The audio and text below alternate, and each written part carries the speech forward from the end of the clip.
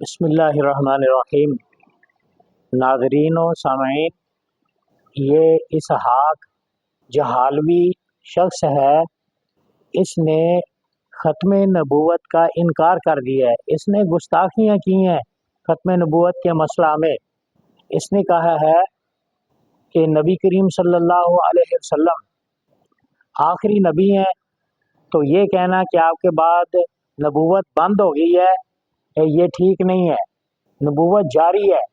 جب یہ کہیں کہ آپ کے بعد نبی کوئی نہیں آ سکتا تو یہ آپ کی توہین ہے، حالانکہ اس نے قرآن پاک کا صاف انکار کیا ہے۔ اس نے کہا ہے ابراہیم علیہ السلام کی نسل میں نبوت جاری ہے، اور یہ کہنا کہ حضور علیہ السلام کے بعد نبی کوئی نہیں، یہ نبوت جاری ہے، یہ اس نے کہہ کے گستاخیاں کی ہیں۔ حالانکہ قرآن پاک میں اللہ تعالیٰ کا فرمان ہے ما کان محمد ابا احد من رجالکم ولکن رسول اللہ وخاتم النبیین وکان اللہ بکل شیء علیما۔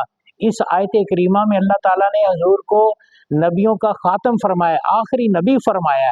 تو اس اسحاق جہالوی نے قرآن پاک کا انکار کر دیا ہے، صریح نص کا انکار کیا ہے، اور حضور علیہ السلام کی حدیث پاک کا بھی اس نے انکار کیا ہے، جس میں آپ صلی اللہ علیہ وسلم نے فرمایا انا خاتم النبیین لا نبی بعدی، میں آخری نبی ہوں، میرے بعد کوئی نبوت نہیں۔ اس نے کہا منصب نبوت بند ہے، نبوت بند نہیں ہے۔